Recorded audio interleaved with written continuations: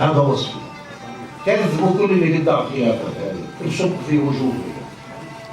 أنا شخصيا خطر على بالي ورقات أول مرة قلت لو سمح لي أبو ربيع باعتباره جاي من الدولة الغربية من السلطة، لو أن السلطة تتقرب برأيي عليهم أن يتبنوها ويفرضوها في المدارس اعتذارا لوصفتي طبعا. هذه لازم يقرأها كل الشباب الفلسطينيين كلهم. ما بتصير تروح بكتابك الخباية الله أعلم وحد وصل ولا خلصت منها أنا خلينا الوطنية هي حب الوطن دون النظر إلى مقابل. مثلا أعطيكم مثلا، أنا كنت معلم مدرسة بحب أعطي مثلا سيدة ساكنة في شوارع إربد ولا في شوارع عمان، شافت الرصيف اللي أمامها وسخ ومش نافع، راحت هي لحالها تبرعت زعلت شجرتين صغار مشان تزينها. هي وطنية، هي لا تتوقع من أحد أن يعطيها شيء، ما بدها شيء سواء هتكون في الرصيف خليها أجمل، بلدها أجمل.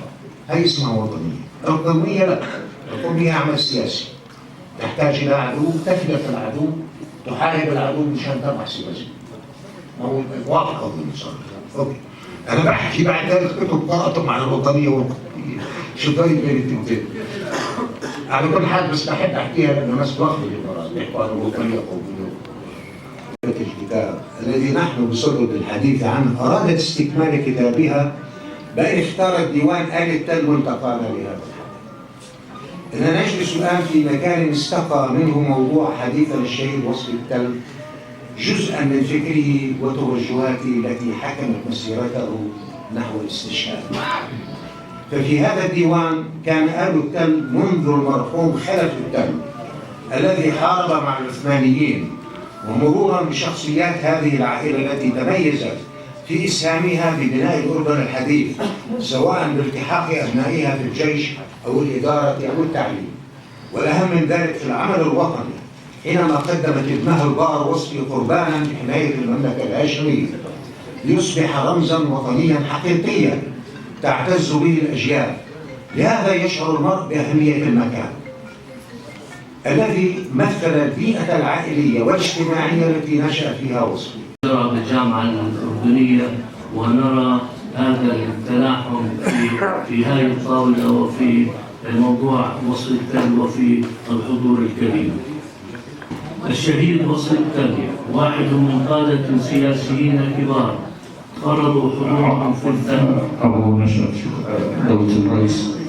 واحد من قادة سياسيين كبار فرضوا حضورهم في الذهنية العامة لشعوبهم بعد رحيلهم، ولهذا بالطبع مبررات التي شكلتها شخصيات أولئك القادة السياسيين خلال حياتهم، وهي مبررات ترتبط طبيعيا بالظروف التي تولوا فيها مراكز العمل العام من جهة، وبقدراتهم في التحليل مع تلك الظروف من جهة ثانية. كانت شخصية الشهيد وصف التل تجمع بين مسارين متلازمين لا تناقض بينهما، فهو رحمه الله قومي عربي انخرط في القضية العربية عموما والقضية الفلسطينية بشكل خاص وفق رؤية قومية واضحة، وهو وطني أردني يؤمن بحتمية أن يكون الوطن القومي والمرحلة الأولى نحو العمل القومي العربي كذلك. كان الشهيد وصف التل واضحا تماما في قناعاته ومنطلقاته السياسية، ولا يتردد في إعلانها على الملأ لشدة إيمانه بها، ولهذا فقد شكل ذلك مصدر خلاف له مع آخرين كانت لهم رؤواهم الخاصة بهم. انطلقت رؤية الشهيد وصف التل المشهد العربي عموما والأردني خصوصا من العناية بالأرض والإنسان وبناء القاعدة الوطنية الراسخة والقوية المستندة إلى مبدأ التواصل المباشر والمستمر مع جمهور المواطنين، وحثهم على العمل والاعتناء بالأرض والزراعة وصولا إلى الاكتفاء وعدم الاعتماد على المساعدات الخارجية. فقد كان لديه تصور واثق أن الأردن قادر على بناء ذاته بقوة واعتمادا على إنسانه وموارده، وبالتالي يصبح قادرا على الوقوف مع قضايا الأمة وبالذات القضية الفلسطينية. بالفعل الماضي أو بالفعل الماضي، فكيف لي أن أقول كان دولة وصف التل وهو فعليا لم يغب عن بالي وأستذكره في كثير من المواقف الوطنية والشخصية كرجل قامته عالية. وطنيته كانت أكبر من أن توصف بأنها إقليمية، بل كانت عربية بامتياز.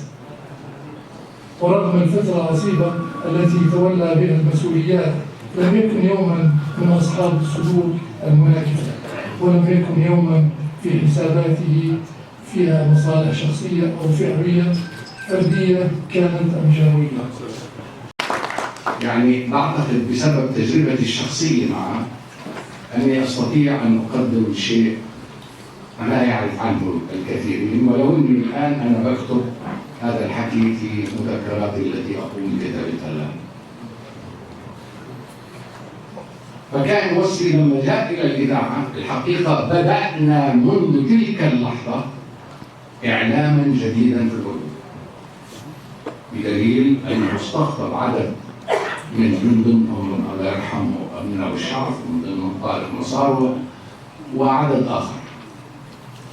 وأنا عشان يرضيني اللي أنا بدي أسلمك أهم برنامج تبثه إذاعة عربية، وسماه هو اعرف عدوك. قال لي تحدثنا عن قصة الصهيونية في فلسطين. قديش من الناس يعرفوا ما هي الصهيونية؟ ما هي أطماع الصهيونية؟ إلى أين تريد أن تصل؟ لذلك بدنا نقدم برنامج يعني بلغة مبسطة نعرف الناس ما هي إسرائيل. إسرائيل هزمت الجيوش العربية في سنة 48 لأنها كانت تعرف عنا كل شيء، أما إحنا لم نكن نعرف عن إسرائيل ولا شيء. التلموديين إيست بالستاين، وسمى هذا التعبير بالإنجليزي إيست بالستاين، أنها تعتبر أن شرق الأردن معلش أنا جوزت ربما الوقت. فسلمني هذا البرنامج وقال لي أنا بكتب لك أول 4-5 حلقات وبعدين بعهد لك واحد من ضباط مجلس الهدنة لكي لم تكن تصدر حلقة من هذا البرنامج لم يتصدى لها في اليوم التالي أحمد سعيد في برنامج عنده اسمه أكاذيب تكشفها حقائق.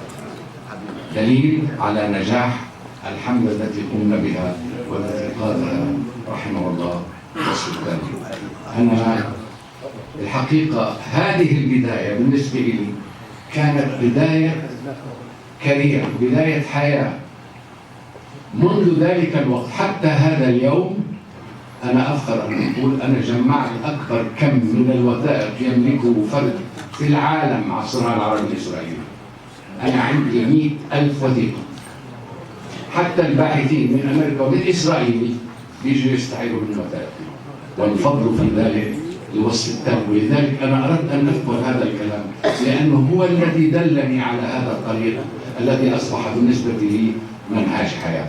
لذلك كل ما كتبت وما أكتب عن القضية الفلسطينية الطريق كانت بإرشاد وبتوجيه وبحلو بالغ من وصف التل رحمه الله. وشكرا.